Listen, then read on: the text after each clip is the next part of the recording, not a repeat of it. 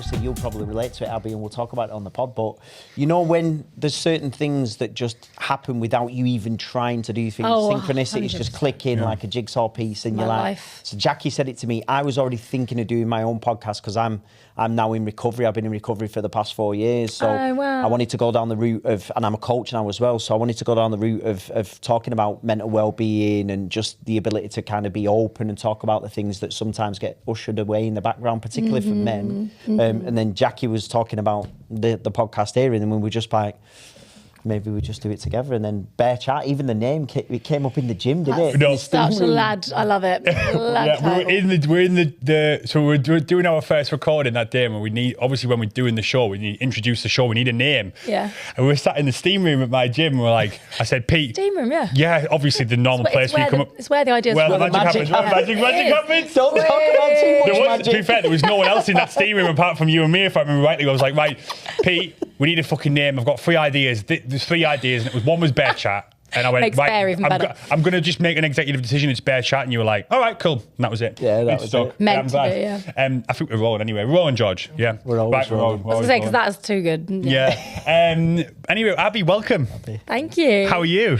I'm good, thanks. I'm having a great day. This has been such a nice surprise. Well, it was actually a surprise for all of us because, a bit of context, you reached out to us with some very kind words about Bear Chat.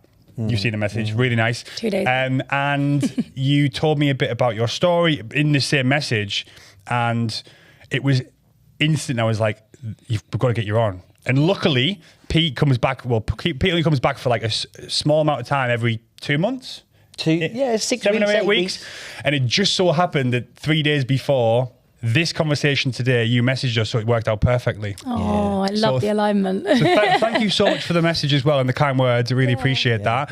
And thanks for making the time to come down. Thank you. That's really refreshing to come across some really beautiful, authentic conversation, but also the banter. And it was like, oh, this is real. I want to be part of this conversation. Yeah, and I know you mentioned that you're starting to think about doing podcasts or this sort of media now. So feel honoured that you come down and do ours. So thanks. Well, just for a bit of context for the people who are listening, our listeners, do you want to just start a little bit of background about who you are, a bit maybe about your story, and we can go from there. Wow, how to summarise that one. Yeah. Well, so I'm Abi Flynn. I'm a singer, songwriter, vocalist across. I come from jazz and soul and R&B, but my voice has got accidentally famous in dance music, thanks to Splice. But yeah, I've been in the music industry since I was 15 professionally, I think, a long time. Had a journey through cancer in my early 20s, which kind of set me on a path to really forge my own sound through my music. And my music was really like a way that I channeled all of what I was going through and healed through that experience.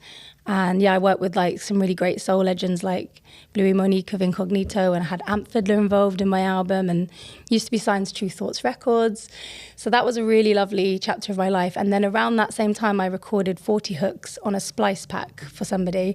And then 4 or 5 years later, my voice blew up in dance music. And I had just kind of gone through quite a radical healing with cancer and then become a mother, and then my voice was famous in dance music. So it's been a weird journey. And then that's about 4 years ago, I've found it quite hard to find exactly my artistry and bring it all together and kind of, it's been like an identity crisis, but I'm just getting to the point where I'm releasing my old album that I made in the cancer days. And then I've had my first credited big name dance tune with Nathan Dawe about a month ago. So I'm in a place of like consolidating everything and being like, hey world, I'm the woman behind the voice. That's you were talking about that track today, weren't you? It's a big tune. I was listening to it, really, really good. Yeah. And I think it was released earlier this month, March. It was about a month. It was Valentine's Day, you know. That was it. Yeah. Just in Nathan. It's funny, like I got to that point because I was so uncredited for so many years, and I had multi-platinum hits, but nobody knew who I was widely. So I'd got to that point where I was like, oh, you know what, I'm just going to stop trying, like the path of least resistance, just surrender it all. I'm going to go back 8 years and release my album that I never released. And as soon as I started to plan that Nathan track came along. So it's one of those things that comes out the blue, like we're talking about those synchronicities. Yeah. So I was like, well, roll with this then. The Splice thing, for people who don't know, because I used Splice when I was producing music, but a lot of people, I know we're kind of, we started being a bit of a music podcast, but we're also not now. So for people who don't know, do you want to just explain what Splice is? And because you also put emphasis on not credited, and I want people to know about what you mean by that in terms of Splice and how it works. So with Splice, it's like a website for where you can put up royalty-free hooks of vocals or music, and if you're a singer, you might go and I put like 40 hooks of my writing and singing on there, and then you let go of the royalties and the credit. Although I didn't do it directly through Splice, I did it for a friend, and you don't really know what you're doing, a bit naive.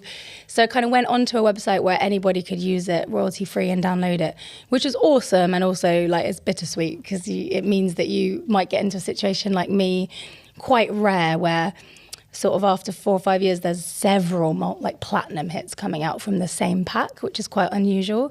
And that was kind of impacting me being able to be credited or like taken seriously as a valuable songwriter and singer, because I guess they'd sort of heard me on Splice and it was a bit oversaturated.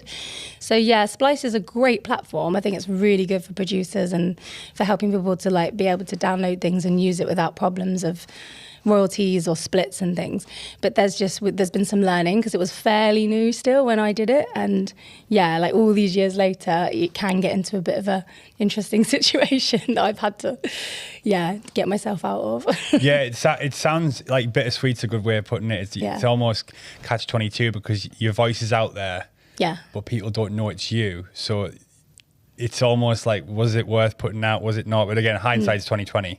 I understand it from an artist's point of view, because there's nothing worse than making tracks and then having to potentially find a vocalist. Is it the right vocalist? Get them in the studio. You pay for studio time. You get the vocal back. It isn't right, and all that stuff. You can go into Splice, and it's essentially like for me, I feel like it's a Spotify for samples. Yeah. Right. But then you've also got the other end. So as a producer, you go and you download a sample. You get like so many credits a month, don't you? Yeah. You download a sample. So you say one of your vocal samples would be 1 credit or whatever. That you put that in a track, and then as a producer, you don't have to worry about getting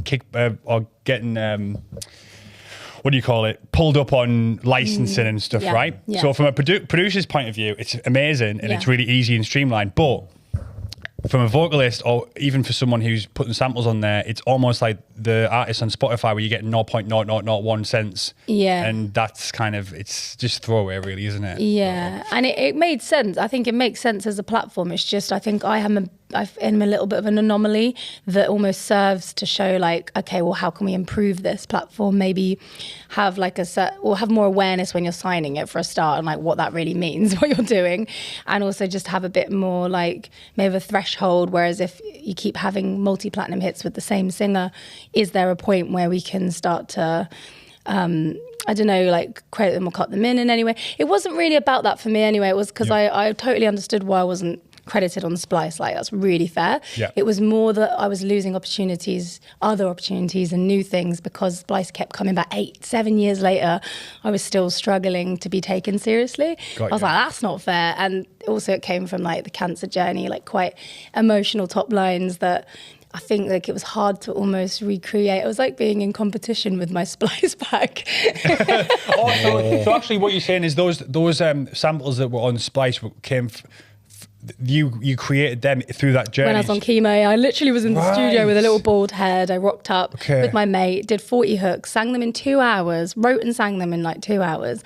And then like 4 or 5 years later, they started to come out one after the other, which was awesome. But then 3 or 4 years down the line, that being my full-time job after getting a publishing deal, not being able to get new cuts, and then being treated quite rubbish behind the scenes as well, just because I'd done Splice once. That's the thing that I've struggled with. But we had a big win this week where we got my neighbouring rights PPL for every Splice song. We've been working for 4 years. That's massive. It doesn't take away from any of the producers at all. It's like a different pot.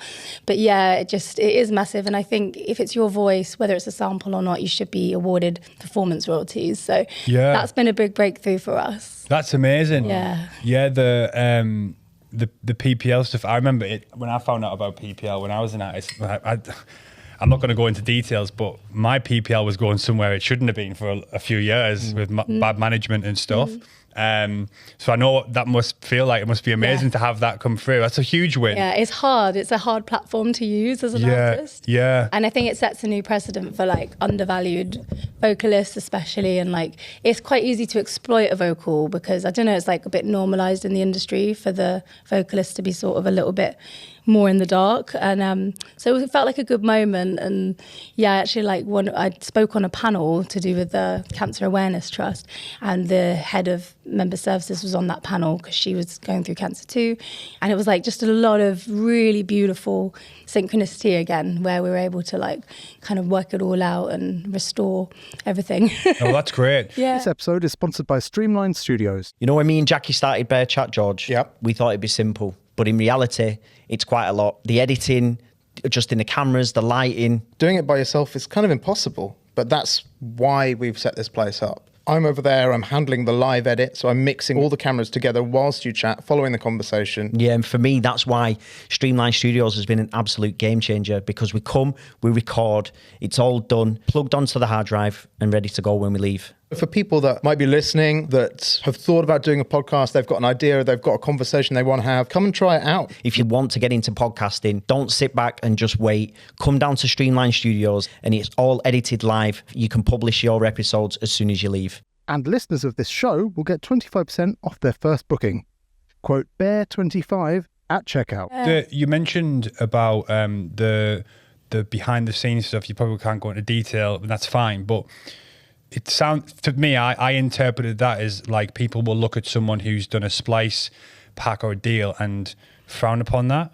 Am I right in saying that? Is it like frowned upon as like, oh, they've done a Splice, they're not, I don't know, due credit, or they're not due. They're not. I don't know, but it sounds like if you look, it's almost like people are turning their nose up to you because you've done Splice. Is that really how it's viewed? It's so unconscious as well, and it's taken me years to be like, what? Why am I? Everyone was saying like, we want your voice. My voice was going out on every pitch to every major label. Like, can you write like this? To other people, like, can you make something like these vocals? And I was like, hey, I'm here, like, and I was writing and I was in rooms. But it's almost an unconscious thing that because it's like, well, I can get your voice for free on Splice. It's like there was a weird listening to me. Like I wasn't like basically. The multi-platinum thing and the vocals that they love was removed from the human. I think that was the danger of Splice, because it was like they didn't see me as that voice in a way. It was like, it's so hard to explain, but I just wasn't getting fair treatment. And also the people that had some of the people that had benefited a lot from my voice just weren't interested in kind of working fresh, or it was really weird. That's interesting. Yeah, for people really who've weird. done well with your vocal. Yeah. If that was me, I'd be like, well, that smashed it. Yeah. Obviously, I want to do something fresh with Abi, because then that's original. Yeah. It isn't on a Splice pack or a Splice where thousands of people have got it. Yeah, exactly. And some of them did, which was amazing. Yeah. And people like Cream sent me some money saying thank you so much for your work. Yeah. And there was a few people that were great, but then other ones, they actively went out of their way to try and block my PPL, which put blocks on my claims across PPL for years. It messed, and I got to a point where I literally was, I lost my home at one point. It was a load of things at once, but I got to a really bad place where I was struggling with my family a lot and lost the home. Like you get to the end of a publishing advance, everything's goes like that. And there were people that had the power to really help me with my PPL and things, and they were just like, no, like kind of seeing it as a threat. And that I struggled. It was the mentality of like, if you win, I lose. And I'm like, can't we both win? I don't want to steal your credit. You don't need to name me. You don't need to pay me. But can you help me with the neighbouring rights, or just like anything? Or do you want to make something new? Yeah. But there was just such like a no in some cases. So it's like scarcity mentality that people they don't want to. Everyone, what is it that I always get this wrong? The rising tide raises all ships or something. What's that saying? Do you know what I mean? Yeah. But everyone can grow together, right? Yeah. But people think they have to stand on top of each other to get ahead, and the music industry is rife for it. Yeah. And at the start of my career, I was even a bit guilty of it. I'm not going to sit here and say I was an angel, right? You look at people and you get envious and you get jealous. Why are they doing that? Why have they got that gig? Why am I not in that lineup the same as them? And those emotions come, right? But you can't build a career on just trying to one up everyone. Everyone can grow together, but there is this scarcity mentality in the music industry, which I still think is there today. Yeah, it's corporatization and capitalism at its finest in it for sometimes. And again, like you hear in Abi's words there, you know, to the point where it's at the detriment where there should be some kind of shared kind of wealth with you know the artistry that you've done, but it's kind of we're going to keep it, and like you said, we're going to win, you're going to lose, to the point where you lose your home. That's what I was going to mention as well, Abi, in terms of listening to your story and sat here, which again, you know, I can't believe how many hurdles you've had to jump over. Yeah, we need to go already. We're going to go over. We need to go back. Yeah, go back. But when I was researching you as a person and listening to your amazing voice, by the way, we might even have to get her to sing, because we never sing on the podcast. I don't need much of it. I'm not going to do accapella. No, but amazing. And the Nathan Dawe track, by the way, which he's pushing massively, it's going to be a massive tune that this year for sure. In Ibiza. But your journey when you got the cancer diagnosis, and again, you hear of, for me, I've heard of artists before who have adversity and struggles in their personal life, but are able to use that as almost like a catalyst to make some of their best work. For you, when you was doing a lot of writing during that period of battling for yourself and with cancer, there was one track in particular, I think it's called Courage. That you've written. Did you hear Courage? Yeah. So like, do you want to tell us about that journey, and how did you, for other people who might be facing adversity for themselves who are listening to this, you're going to be an inspiration on how you kind of went through that journey and that process. How was that? Thank you so much for asking that. That's like impressive as well, because it was very last minute that I got in touch. So well done.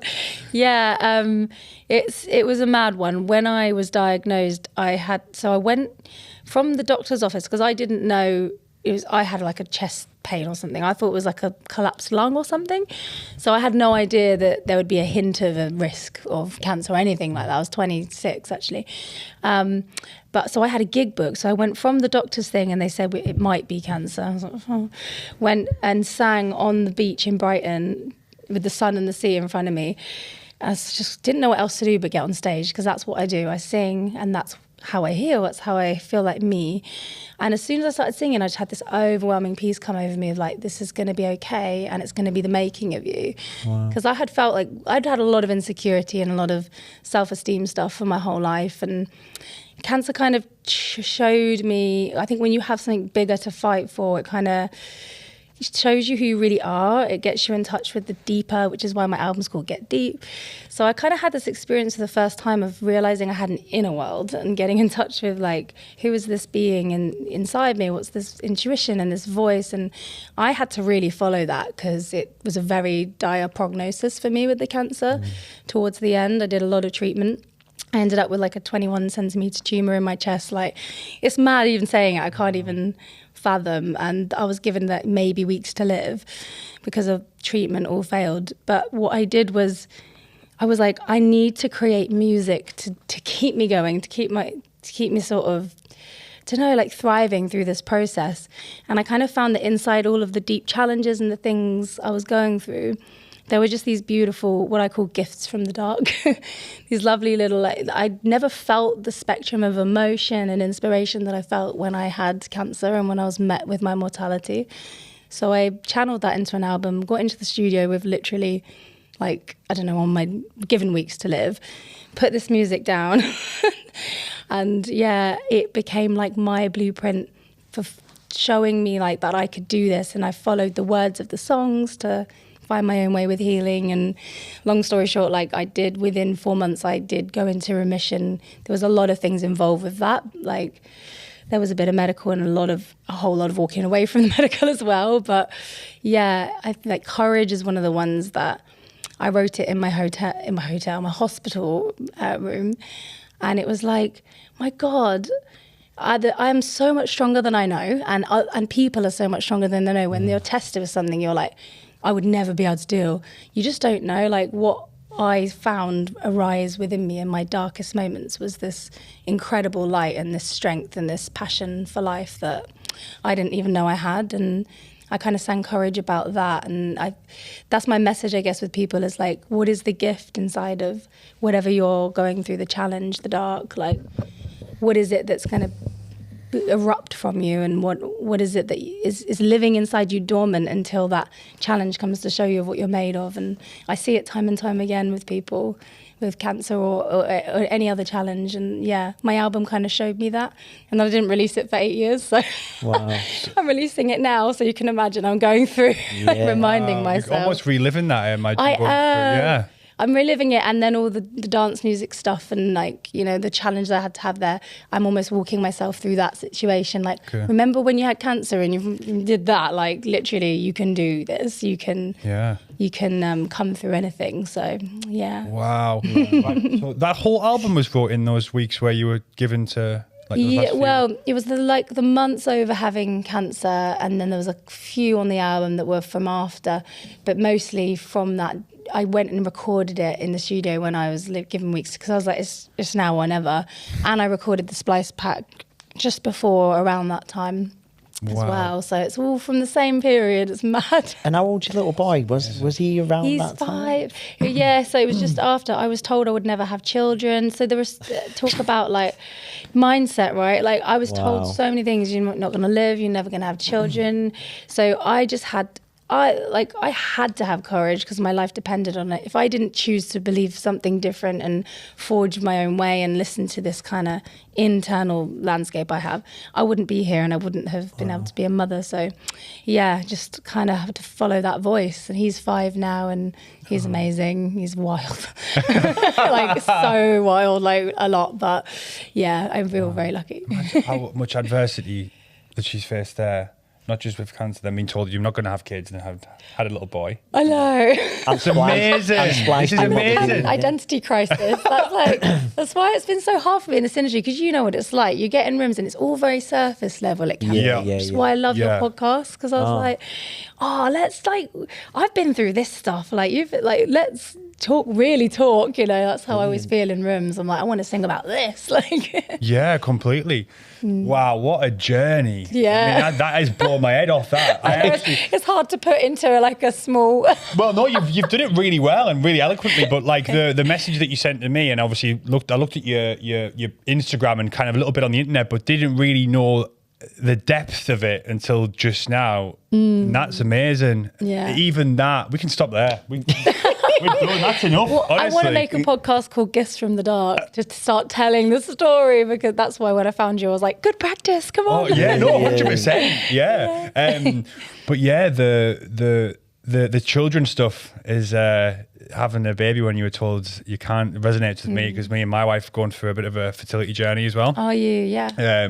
We have been for 5 years now, but so when you said that put a smile on my face, because we've been told so many different things by different people. Some people say it's what's it called? They'll say it's unexplained fertility. Some people say you're infertile. Some people say, no, there's a problem with me. There's a problem with Eleanor. She's had an operation. I've had an operation. We've done so many different things, and it's so confusing. And then when you hear things like that, what you've just said, it really kind of gives you a bit of hope, you know? Yeah, like nobody can kind of really know your body or your reality. And yeah, you just have to, if you see something and you feel it so strongly, like life finds a way. That's my experience. And even if it's the way you don't expect, which my next single's actually about that, being told I was infertile, and then, you know, just kind of like, well, one way or another, I know I'm going to meet you, to my little baby that I kept seeing. So yeah. Eleanor says that as well. Take that as a sign. She talks to them. Yes, the spirit babies. Yeah, the spirit babies, yeah. And yeah, that was really nice. One thing you did mention I'd like to ask you, I don't know whether you want to talk about it, but you said you did some medical but some not medical stuff with your cancer treatment. Can you talk about that, about what those things were? Because I'm really interested to know. Yeah, it's a weird one. For years, like when people ask me like, how did you heal? It was like hard for me to answer, but I kind of, now I find it a little bit more easy. I'm like not so in it, but I did get to the point with treatment. I was chemo refractory, which meant chemotherapy did not work on my type of cancer. And then what cancer was it? Hodgkin's lymphoma, it's a blood cancer. Okay. So it appeared in my chest like got really big like towards the end, but it's like the lymphs that cause that one. And so it's technically lifelong. So I kind of technically live with cancer, but I just see it in quite a different way than I used to. But I had to get to the point where I had radiotherapy because chemo didn't work to shrink it, but that was only meant to like get it to a certain point, and then I would need a stem cell transplant, which is what you have for blood cancer. It's the only cure. But I knew I couldn't have this transplant, and I knew that I just needed to have radio to give me time to figure out what this thing was inside me that was going, find your own way, find your own way. So I had the radio, and that definitely supported the shrinkage. And then for me, it was like deep emotional healing, honestly, like years. And I'm not saying this for everyone. I believe we all have our own journey, and our bodies go through things for different reasons. But yeah, I just always had this feeling of like angst and pain and self-hatred and self-doubt, and I would carry it here in my chest where the cancer was. So I just intuitively, like without any previous knowledge of anything, just started speaking to this area. And then I would find people that were teaching self-love, or the right person would show up at the exact right time with the right thing. And I just kept following these paths. And at one point I kind of got really oversaturated, where I was like trying to do the right diet, see the right energy healers, like do all the like vitamin stuff and the medical. And I was like, I have to cut it all out. Like when I was told I'd maybe weeks to live, I just was like, I'm going straight into this thing. I'm going to cut everything out. And I basically just spent days and days and days like really communing with the inner landscape of my body, and what I felt like it was all saying, and why it was out of balance. And for whatever reason, just for doing that, and loads of other things that came in to support that, people that supported that, communities, modalities. After 4 months of like a lot of deep purging, really making my music, I'll be like, it was so weird, I'd be like throwing up, but nothing was coming out. It was just like memories and emotions. And as I kind of restored harmony on the inside, it seemed to coincide with the cancer reversing, which was just wild. Wow. And I don't claim that that's like the way you cure cancer or anything like that, but it's more, for me, it seemed to be completely correlated. And I've seen people that heal exclusively through cannabis or exclusively through diet. And there's so many different paths, and those weren't mine. Mine was like a deep emotional thing. And I did have immunotherapy towards the end, which again, is supposed to support blood cancer but not cure it. And I just believe that all of that stuff kind of contributed. But I didn't have the stem cell, and they said it's going to come back any minute. And I was infertile and all that. 8 weeks later, got pregnant after my clear scan, never had the stem cell. It's been 6-7 years now, so I'm just carrying on the same route.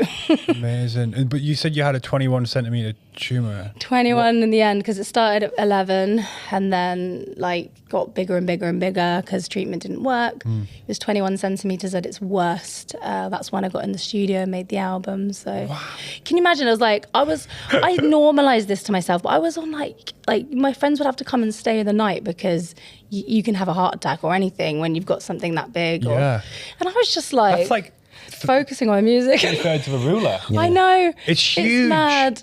And it shrank to the point where, did you get it operated on at all, or not? Did it just shrink? No, I had radiotherapy. I think helped get it down, and immunotherapy would have contributed. But they basically said like neither of these treatments can reverse that tumor. Nothing can. And neither can cure blood cancer either, because you have to have a stem cell transplant to like replace your whole immune system. But it was in the 4 months that I left all the treatment. I didn't do any treatment in that 4 months, and there was still the after effects of some of the medical. But the response of going to zero, actually it was 8 centimeters, but in remission, like that was a medical anomaly that wouldn't have been caused by just the treatments alone. And so it's mad, and I'm aware that it's kind of always part of me, and it might sometimes I feel like it is flaring up, and it comes and it goes, I don't know, but I just really have a lot of reverence for the cancer. I'm like, it taught me a lot. It shows me, it's almost like a barometer for when I'm not loving myself, I'm not in alignment, I feel the almost like the energy of it here. So I look at it very differently to other people. I'm like, it's just cells rapidly dividing, and it's horrible like to go through, and it's, I'm not trying to put a positive spin on cancer, like it's really brutal. But if I'm at war with something that's in my body, how is that going to be good for me? So I try to like work with it where I can. That's almost a very stoic way of looking at it, isn't it? Big time. Yeah. We're talking about stoicism this week, weren't we? Yeah, we have. With Jack Halford, a guest who was on a couple of weeks back. And he's as soon as he found stoicism and kind of came to terms with it, he said his life, it was almost like his life just completely changed. Yeah, and it's you hear these remarkable stories sometimes. You might catch them in the news, but you tend to hear about them through conversations. People like you, Abi, really, like, again, asking you that question before about courage and the journey that you went through behind it. And as we were sat here and you was talking about it, even Jackie was sat there going, I was tense. I was actually tense. I had awareness that my shoulders were hunched, and I had to go like that because it was just, it is a very intense. I get scared about how much to say because I don't want to, you know what I mean? It's like, it's sensitive. A lot of people going to get cancer, and I don't want to be a spokesperson for actually, it's also individual, but it is tense. Like talking about death. Yeah, but you're like, you're like a spokesperson though for what's possible. What's possible? What's possible? Yeah, of course. For what's possible, and we've got to put that out there for sure, because like I had a friend, Steve, who I used to work with up in Manchester, and he was a guy sat in the office. He used to have, his diet wasn't too great. He'd have a bacon and egg sandwich and Cokes in the morning, but one day he just collapsed, and he went to the hospital, and they said to him, look, you've got 3 months to live. Yeah. He had a brain tumour, and that was it. They took his driving licence, passport, everything off him, and he had 3 months, and he lived like 7-8 years, and I seen him. And he transformed. He got reverse osmosis taps put in his house. He had no tinned foods. He totally changed his diet. He was working out. And when I seen him, I didn't even recognise him. And I said, Steve, like, what have you done? And he told me everything that he'd done. And he said, my only goal, Pete, is to take my kids and my wife to Florida one last time, and I'll be a happy man. Anyway, he shrunk his tumour himself through, again, learning, paying attention to his body, coaching himself from the inside, healing from the inside. And he actually achieved it. And he achieved it when the doctors said that it wasn't going to be possible. Yeah. So, and again, it wasn't in the papers. It wasn't anything on ITV News, BBC News. These are just conversations that you have. So I think it's important. And I think you are a spokesperson for the positive side of what is darkness. But in the darkness, there's always a way of learning. And you're transmitting that message today. Really inspiring. And the amount of people that you speak to that have that, you're like, okay, this isn't just an anomaly now. This is more things are possible than we know, and it's just going to take the mainstream world a while to it's catching up, but there's just so much tied up. There's a lot of fear in speaking about stuff that's not quantifiable, and but we're so, I don't know, we're so cosmic, we're so adaptable, and there's so many things that we would never dream possible that can happen, that you do learn when you are tested like that. Big time. Do you know what Abi was saying then, Jackie? Remember when we spoke to Elliot this week as well? He said the same thing that Abi was saying before, when Abi, you was talking about what we're capable of, basically what we're capable of as human beings when we can dig into ourselves. People say, like, how do you do that? Well, Elliot, who was on, he had a heart murmur, an electrical default in his heart, and it caused him to end up having a pacemaker fitted. Anyway, he ended up rowing the Atlantic. And he said, on his own, 44 days solo, And he was just saying on the podcast when we was talking to him, he said, everybody always says,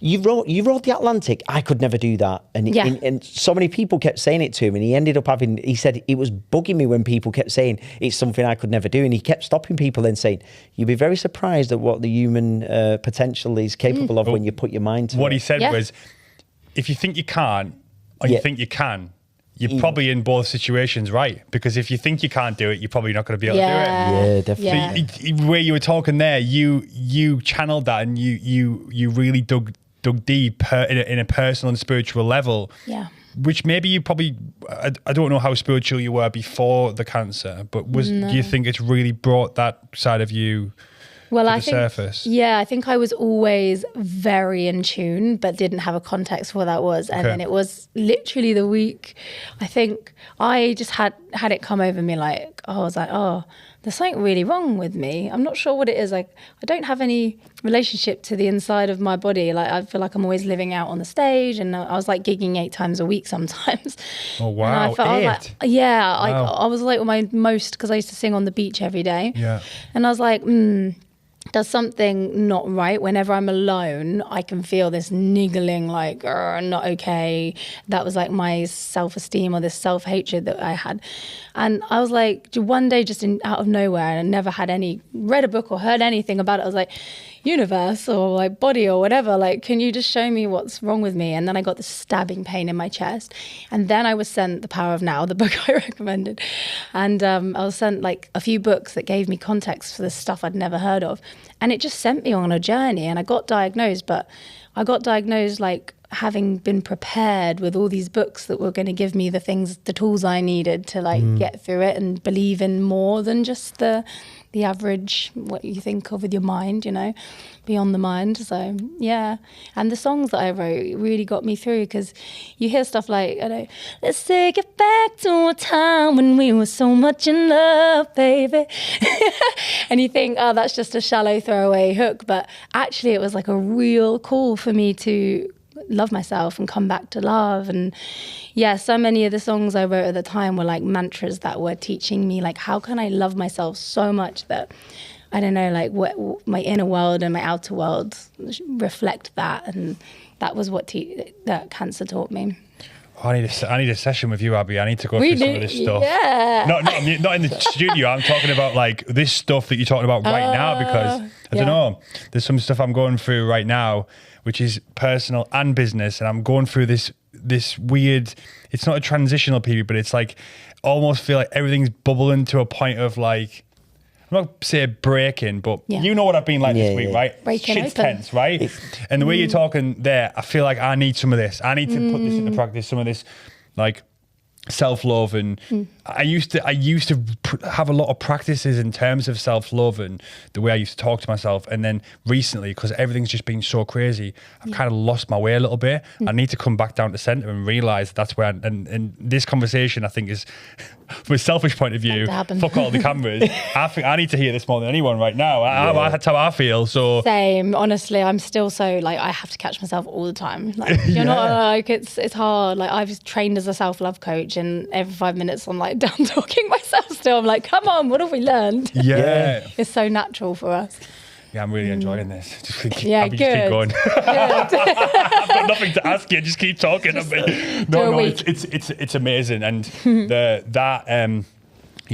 going back to self-love, I think in moments where I've what you just said, caught yourself out with really self-deprecating talk, like you would never speak to anyone like that, even your worst enemy. How I speak to myself sometimes, my self-talk is so bad. I think that's important for people to know, because we all do it. And to talk about it, because especially in dance commercial music, oh my God, it's just like I said, you go in rooms and it's just, I know for a fact when people are creative, they are deep, they are feeling things, but everyone's got this little mask on, and there's like all these layers underneath that they won't touch and they won't talk about. And I feel like I've almost felt like quite an alien sometimes in the industry, because I'm feeling everyone and everything, because I do healing for people. I'm also like a sound healer, and I do intuitive energy healing, and I can feel and see things like with people. It's not like I have to turn it on or off. I feel it as if it's my own sometimes. So I do find it hard when the rooms or the people that you're with are not being with that. It's just like, let that inform the moment, let that inform the creativity. When they're chopping it off and they're using their heads like, what should we write a song about? And I really struggle. I'm like, I can feel all these things in the room though. Like, this is juice, this is gold. Like, but it's, in jazz and soul, you might be able to move a bit more like that, but it's hard in dance to find that authenticity. It's just a lot of... Well, a lot of the time in dance music, what people are trying to do is they're trying to either, especially now, is trying to make something that's going to pop off and trend on a social media clip, as opposed to going in, or even when I was making music, I'm guilty of it. I went through a period where I was trying to get signed to a certain label. And I wasn't going in there and like making music, which I was enjoying like the process. I was just going in going, this is the template I've got to fit, because that last track on that record, on that record label did well, and that's what I've got to do next, and that's what I'm going to make. And every time I did that, I went weeks and weeks and weeks and didn't even finish a track. And then I'd go into the studio going, oh, I can't be fucking arsed today. I'll go in, I'll make a track in 2 hours, and I'm like, it's all right, and I'll put it out to a label and go, yes, we'll take it, and it's done the best. And it's those moments where you're in, we talked about flow state, we've talked about these the creativeness, and when you feel, and when we had Jack on, he was talking about, he's an artist, and he paints, and he kind of talked about being in that, again, flow state. And Elliot talked about it as well, like this creative juice that kind of comes out of nowhere, and you're talking a lot about that feel, but in dance music, I think today, and I'm not talking about all dance music, but especially dance music that I was involved in, which is kind of house, tech house, deep house, it was almost becoming very cookie cutter style, where everyone was just making the same shit. And I actually, even when I listen to clips now, I'm like, this all sounds the same to me, if I'm completely honest. And there's no feel in it, you know? That's been the struggle of my journey, is that I was singing over these Splice things, there was some random instrumentals, but I was just in that flow state. And then it worked, and people really resonate with those hooks, because probably the depth of what I was going through, you could feel it, whether it was conscious or not. And then people were trying to recreate that out of me, and was like, can you do it like that, like you did for Splice? And I'm like, you don't understand, you have to just let me get into my space. So I'm kind of on a mission. Like, I feel like my place in the dance music industry, not just me, loads of other people, but is to kind of put that authentic, heartfelt, emotion-led like vocals down in the studio, and then have people like put that on dance. I just think I want to marry those things and not have them so separate anymore. And you need to find the right producer to work with. It brings us on to what we talked about earlier with this, which is this Nathan Dawe track. Let's talk about that. I think Neve did a really good job of that, because he's he's like really, really clever at kind of being in the room and feeling like, oh, I know what this person's great at, I can feel it. He kind of got me into that space, like, you just do your thing on the mic, and we captured a similar magic to So Much in Love. And Believe Me is the other one I've done. Don't you think like that? It was at the end of the day, 5 o'clock, we'd come up with loads of ideas, a few people left, and then that came out improvised, Here in Your Arms, and Nathan was just like, I love that. And it was Nathan's concept. He had brought the I want to write about being scared of love. And that's what I love about working with Nathan. He's a bit like me in that he's like a feeler. Like, he wants the emotion, he wants the realness and the depth. He's not trying to come in and have loads of preconceived things of what it needs to be. He just kind of goes with where the aliveness is. So I really enjoyed that permission to do what I do. And I've been working with Joel Corey as well, and he's actually like that way too. It's obviously sometimes it's just different with then getting that with the label, getting that combination of everybody saying yes. Chat is powered by Tenzing Natural Energy. As pure as your morning coffee, but without the jitters. Whether it's the early morning grind, the afternoon slump, or the pre-workout that you need for that session, we've got you covered. It's 100% plant energy, no added sugar, and definitely no crash. Just clean, natural energy to keep you going. And because we love you, anyone listening to this show gets 30% off. So quote BEAR30 to get your boost. But it did in the case of Here in Your Arms. It was in like a couple of weeks turnaround. Everyone was just like, yes, that's the one.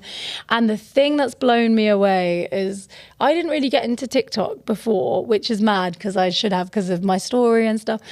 But when we started putting the teasers out for Here in Your Arms, the amount of people that were going crazy for it was really touching. And as I started to tell my story on TikTok going, hey, I'm the singer of this tune, and I also did Believe Me by Navos and So Much in Love, D.O.D., Barry Consume, all these other big ones, people were like just sharing with me like how much it meant to them that they finally knew who the woman behind the voice was, and that my voice had got them through like breakups or things in their life or given them the confidence for XYZ, and they'd always wanted to know, and they said that your voice has always healed me and I've never known why, and it's just it's got healing. And I was like, thank you, I needed to hear that. Because all this time I thought I wasn't doing my purpose because my name wasn't on the songs. It's like, no, my voice was doing something in the world, I just didn't know. So then I had like like 11,000 followers in a week or something. And I was like, oh, wow. It felt like a real homecoming because I've been so unknown and so uncredited for so long. And now it's just kind of like that point where it's leveled out again. And yeah, it's just, I have like a new audience who are listening to what I do, and I'm slowly letting myself show more of me and get a bit deeper with them because that's who I am. And yeah, not being afraid to own that, I guess. It's come full circle. It's come full circle. PPL thing, all at the same time. Yeah, exactly. So, again, the irony of this is, and everything's a paradox, right? I would say everything's a paradox, but the irony of this is, this story wouldn't have the depth that it does if you hadn't gone through all the non-credited stuff, because we wouldn't be sat here talking about it. And then, this whole thing that's come full circle is amazing. But this track that's obviously popping with Nathan Dawe, that's amazing. Mm-hmm. But what now? I know you want to talk. You were talking before about wanting to work with people who let you feel. And I was watching a documentary the other day. I can't remember what it was. It was just randomly on telly, and they were talking. I don't know why I stumbled upon it, but they were talking about years ago, or blues bands or whatever, or jazz, and they were just sitting. Someone would be on a bass and they'd be plucking, and they'd be like,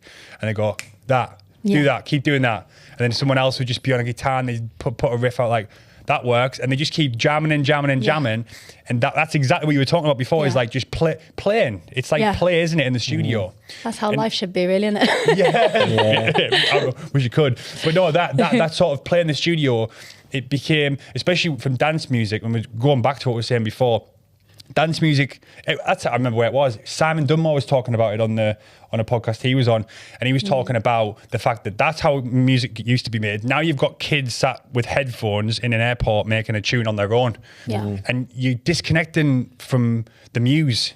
You just sat going through a sample pack on your own with headphones on, and there's no connection, there's no feel. When you're in the room with someone else, with a vocalist, or with someone who's in the corner on a bass and just whacking out like riffs and stuff, there's something different. There's something so different. Yeah. It's almost like it's a different thing. Yeah. There's two different things. Types of music. Yeah. They're both making music. Yeah. But one in a room, a small room, intimately with other musicians, is so different to being sat, which I did, making music on the road in a hotel room. Yeah. There's no comparison. Yeah. Is there? And it can be hard in it in its own way. But it's a very different animal, isn't it? Very different animal. So my question to you is, what now? Because you're now in this really interesting situation where you've got this track popping off, and you now want to work with the producers. What do you want to do next? Like, what is the vision? Have you got a vision, or are you also just going to go with the flow and just see what happens, like almost surrender experiment vibes? Yeah, a bit of both. I mean, the thing is with me is like I have such a long and complex path, and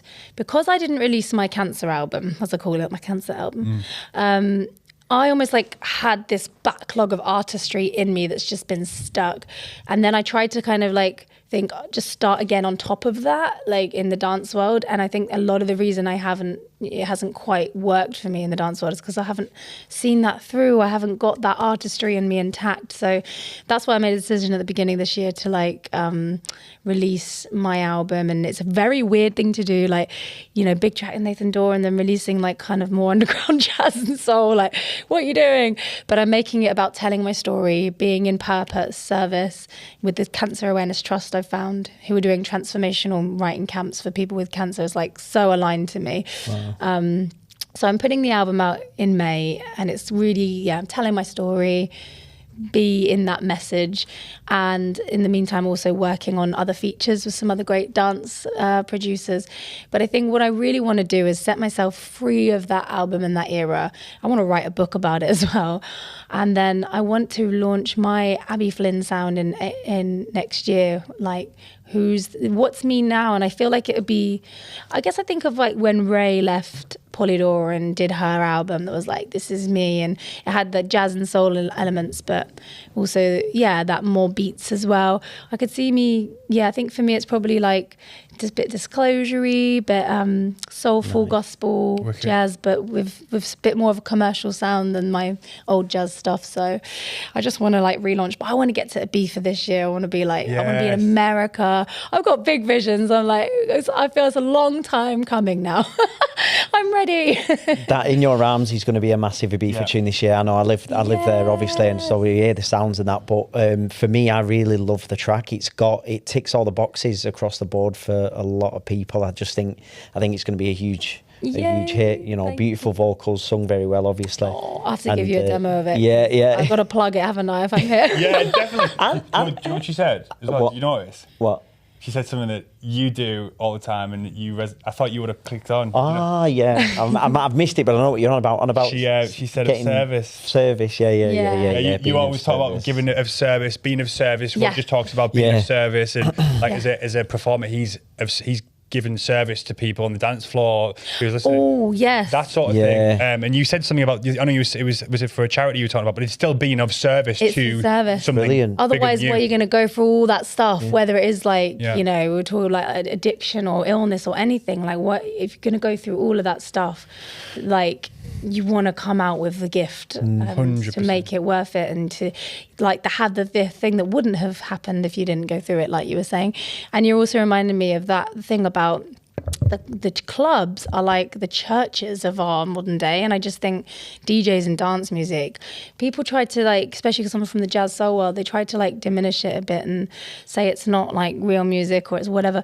But it's like the masses are moved by this music. This is what people like go to the clubs to heal and to connect. And I just think there's so much beauty inside this music. Like I love it. Yeah. Like even if it is made sometimes like in a bit more of a clinical way, like it's something about the way anyone can listen to it and anyone can make meaning of it. And yeah, I just really love that about dance music. I'm sure I've seen you as well, Abby, in a Greg's Bakery up north somewhere. Yeah. Just hanging around. No, singing with Shaq, throwing sausage rolls at people. I was the Greg's rave. That's why I just dropped it in. You thought I was just saying it for fun. Is that I do my service in Greg's. Not just service, bro, but service in Greg's with Shaq. I told you. I still go to Greg's now. I'm like, can I have a free sausage roll? I was the person who did the Greg's rave. They're you like, was loving it. On the clip that I seen you like that was the coolest I've ever felt in my life. I was like, I have street cred. I'm like with the lads at Greg's throwing sausage rolls at people and singing. It was so good. When was that? Was that back end of last year? Was it in the summer? Are you from Newcastle? Because I can hear. I'm from Durham originally. But we had Shaq on, didn't we? Did you? Shaq's he's a legend. Now, isn't he? Shaq came on for the UFO twice. special. I can imagine. He's got a lot of good things to say. He was voice noting me yesterday, and I just love speeding it up. It's like, whoa. You understand it. I can't understand him, and I'm from up there, and I sometimes have to slow down, mate. I got a WhatsApp off him the other day as well, going, mate, these are my 3 dates. I'm coming. Now we're going on a hike. I'll get the sausage rolls ready, Shaq. When he played in the Beef back end of last year, Pete was like, oh, well, if you've got time, let's go and do a hike. Well, he played his gig and then called Pete and said, right, I'm ready. It was like 5 a.m, went for a hike with you, didn't he? Straight from the... Picked him up from the hotel. He just finished his set at Eden. He went, mate, I'm at my hotel now. Can you pick us up? And I came down, I had the roof off the Jeep. And he's like, oh, this is all right, isn't it? And we shot off. And I didn't make him, but I said, Shaq, I run down. Are you okay? He went, oh, I'll give it a go. And Shaq... He'll probably hear this, but Shaq nailed it. He ran down. Good lad. And I was like, I'm sure you've got to be the only DJ who's finished the set at a club, climbed up to Satellite at the highest point in Ibiza for sunrise, and then ran down. And I dropped him off at the airport. I love him with his for that. mate. He's such a visionary, isn't he? He's just always like, thinking of some amazing idea. Yeah, when I seen the clip when you was at the Greg's, I thought, that's class. Yeah. Wicked. Yeah. Hopefully we'll be doing another track together. We've been chatting about it, so. I can't remember when I first heard Shaq's tune, but I remember seeing a video of him playing outside fucking Newcastle, St James's Park. Everyone Newcastle tops on, and it was just he just took his decks to the street. Yeah. And I was like, that he couldn't be any more Geordie if you try. Like he's the most Geordie fucking person I've ever seen in my life. And there was a video of them when Newcastle won. They won the, whatever it's called, the cup last 2 weeks ago, or a few weeks ago, and they'd done an event in. I forgot what it's called, but it's like a really big venue in Newcastle where he did his party, and they just hired it out, and they're just like all the MCs, the Newcastle MCs at the front, like MCing and stuff, whilst the match is on, and then there's just a sea of Newcastle tops. And like, this is the best day of my life. Oh, fucking unbelievable. So Sorry, we digress though. Lad, absolute lad. Yeah, absolute lad. Well, we are going to wrap up soon, but before we do, firstly, I want to say thanks for being so open and honest today. Thank you. You've got an incredible story. We probably could have talked for another 2 or 3 hours. And yeah, you talked about writing this book. You should definitely write that book. I think it'd be incredible. Yeah. But yeah, so thanks for coming on. But is there anything else that you want to talk about, mention? Anything you got exciting coming up? Anything at all? Just this year, but I am releasing the album Get Deep that I made through my cancer journey, and it's a really beautiful heartfelt journey, and I'm sort of making a private mailing list for that people can follow the more deep side of my story, and that's coming in May, and I'm going to have a couple of showcases in London and Brighton, and then I think I can't really speak about the collabs because I don't know what's happening. No one's updating me. I've got some exciting collabs, but I don't know which ones are happening. But otherwise just I'm going to be on the club scene and doing live PAs and getting out there, finally putting the woman behind the voice. Good. And potentially a podcast soon as well. And I would like to. I actually had a test yesterday in my flat, just to keep it simple to start. Gifts from the Dark. And I want to start really talking about a lot of what we talked about today, how people that have been through adversity and how it's forged their purpose and their service and their gift in the world or their creativity. Because I think people need to know, we're so afraid to face our darkness or the things that we don't think we're capable of, or parts of us we don't think are lovable. But actually, when you go through those things, that's when the making of you, and that's when you really discover what you're made of and who you are and the thing that you're here to birth in service to the world. So I want to kind of help normalize that a bit more.